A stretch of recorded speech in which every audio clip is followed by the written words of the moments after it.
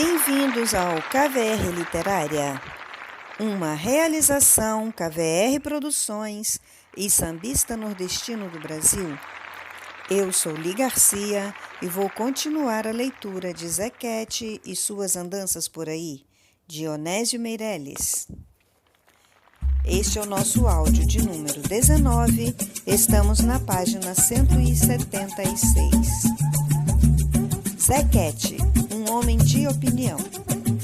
Nos arquivos que mantenho em casa, encontrei uma matéria sobre Zequete tão interessante que me achei na obrigação de transcrevê-la na íntegra.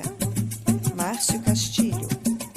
Quando escreveu em 1956 A Voz do Morro, obra mais gravada do seu grande e variado repertório, aquele compositor que, por sua timidez, na infância recebeu o apelido de Zequetinho, estava dizendo definitivamente ao cenário musical brasileiro para que veio.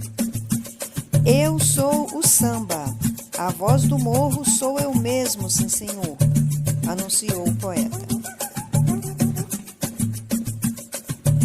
Nos poucos versos que exaltava o gênero musical mais popular do país, José Flores de Jesus, o Zequete, expressa um traço que se tornou marcante em sua trajetória profissional: a contestação política ou a tentativa de utilizar o samba como instrumento de afirmação social dos moradores das comunidades pobres do Rio de Janeiro. Essa temática, se não perpassa toda a sua obra, alargou os horizontes do compositor para além das linhas da favela. Zequete participou ativamente dos movimentos de resistência cultural no período de repressão política dos anos 1960, sendo um dos principais interlocutores entre o morro e o pessoal do asfalto. Embora não citamente de esquerda, Zequete sempre procurou utilizar o samba como uma forma de expressão comunitária, como afirmação de grupos marginalizados da classe social subalterna, analisa Eduardo Coutinho, professor da Escola de Comunicação da UFRJ. A música e o cinema levaram Zequete, ainda nos anos 1950, ao encontro da intelectualidade progressiva do Rio de Janeiro. Na esteira do sucesso de A Voz do Morro, o sambista participou em 1955 do filme Rio 40 Graus, de Nelson Pereira dos Santos, que rompe na estética e na linguagem com as populares pornochanchadas.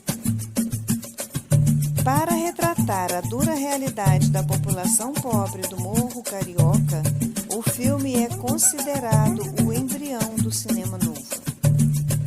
O trabalho dos compositores que faziam samba de morro se consolidava nos anos 1960 como uma importante manifestação da cultura popular brasileira. A bossa em Zequete, uma possibilidade de conexão com o público do outro lado do túnel. Um velho sobrado no centro do Rio era um ponto de encontro de intelectuais, boêmios e sambistas. Lá funcionava o bar-restaurante e casa de shows Zicartola, onde Zequete atuava como uma espécie de relações públicas do lugar, atraindo músicos de toda a cidade. O Zicartola representou um momento de redescoberta na tradição popular pela intelectualidade de esquerda. Era uma forma de resistência político-cultural, e nesse contexto Zequete teve um papel importante, formando inclusive novas gerações de sambistas, afirma Coutinho, autor do livro Velhas Histórias, Memórias Futuras, editora UERJ 2002. Sobre obras de Paulinho da Viola, um dos artistas lançados por Zequete. Outro importante fruto dessa integração entre o samba e a bossa nova foi a criação, em 1964, do show Opinião, dirigido por Augusto Boal. No palco, o encontro musical reuniu Zequete, João do Vale e Nara Leão, músicos de diferentes origens e classes sociais. O espetáculo tornou conhecidas algumas de suas composições, como Opinião e Diz que Fui Por Aí, com Hortêncio Rocha. Coutinho reflete acerca da importância do espetáculo Opinião naquele contexto social e político. Ocorreu um deslocamento dos intelectuais ligados ao Centro Popular da Cultura, CPC, da União Nacional dos Estudantes, UNE, em direção ao universo do samba. De certa forma, era um projeto paternalista que tentava se utilizar da linguagem popular do samba como veículo para expressar conteúdo revolucionário da esquerda. Para Fred Góes, professor da Faculdade de Letras e pesquisador do Núcleo Interdisciplinar de Estudos Carnavalescos do Programa Avançado de Cultura Contemporânea da UFRJ, os intelectuais acreditavam na utopia de que a arte poderia modificar o país no período de repressão política. Segundo ele, o sambista esteve envolvido nesse processo, mas preservando o seu talento e sua integridade artística. A arte de Zequete sempre foi maior. Ele não era panfletário. Se fosse, não teria ficado na história da música brasileira. Ele tinha uma vivência que outros não tinham, reafirmando a postura de determinados compositores que promoveram a cisão entre o morro e o asfalto, destaca o pesquisador. A conquista em 1968 do título Cidadão Samba marcou o auge da carreira do compositor, nascido em 16 de setembro de 1921, no bairro de Inhaúma, na zona norte do Rio de Janeiro. O cotidiano no subúrbio carioca, região que concentra importantes comunidades do samba, teve grande influência na carreira de Zequete. Desde o início dos anos 1940, integrava o grupo de compositores do Grêmio Recreativo Escola de Samba Portela. Sua relação com o Azul e Branco de Madureira, porém, foi marcada por muitas idas e vindas. Polêmico, vestido sempre com seu chapéu de aba curta, que era sua marca registrada, o compositor era um dos mais combativos artistas em defesa da música brasileira. Às vésperas do Carnaval de 1966, Zequete já criticava a grandiosidade dos desfiles e a perda de autenticidade dos sambas enredo.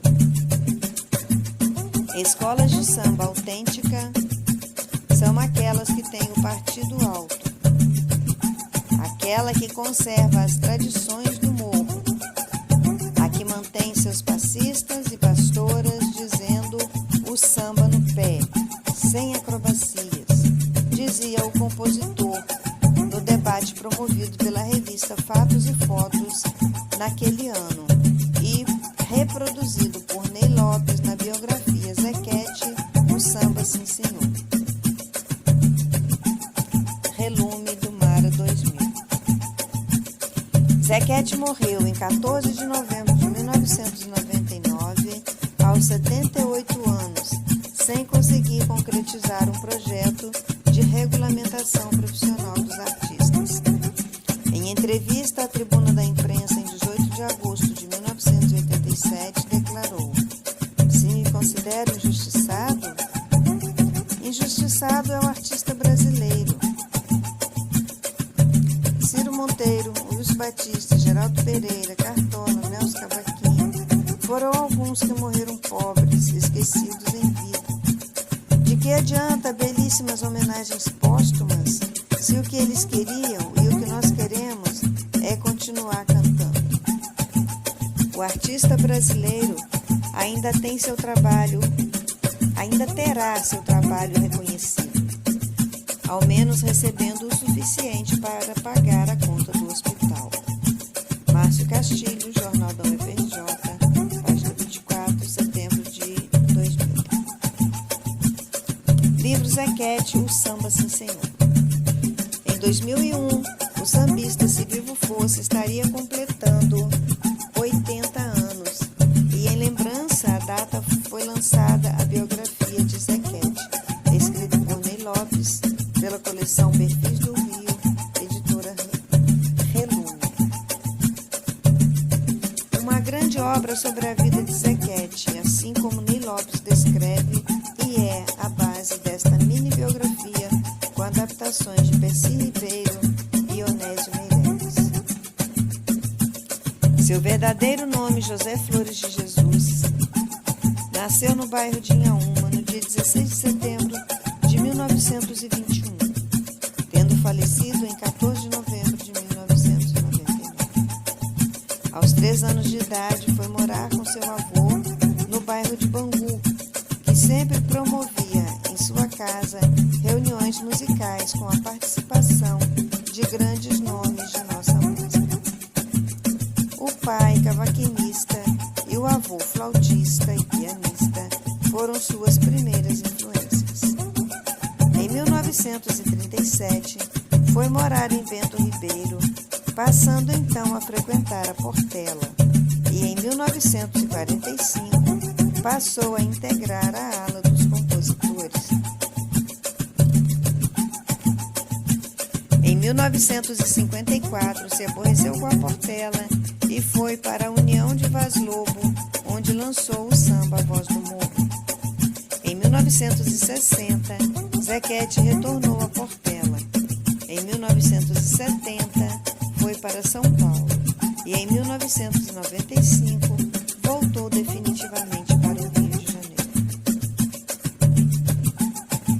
Além da carreira musical, Zequete exerceu inúmeras profissões, tendo servido por 3 anos na Polícia Militar da década de 1940.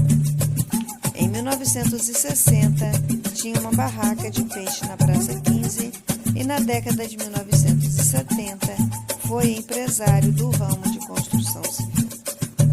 Além disso, Zequete, que era funcionário público, desenvolvendo a função de agente administrativo do INPS, arranjou um tempo para ser representante de laboratório farmacêutico, mas isso só não bastava. Em 1974, criou o Serviço de Transporte Marítimo entre São Gonçalo e Niterói. Em 1939, levado por Luiz Soberano, foi a primeira vez ao Cafenice, centro da boemia carioca, e lá conheceu Geraldo Pereira e Francisco Alves. No início dos anos de 1940, compôs sua primeira marcha carnavalesca, Se o Feio Doesse. Sua primeira música gravada foi o Tio Sam no Samba, composição em parceria com o Felisberto Martins. Estamos na página 182, nós vamos ficando por aqui. Até o próximo áudio.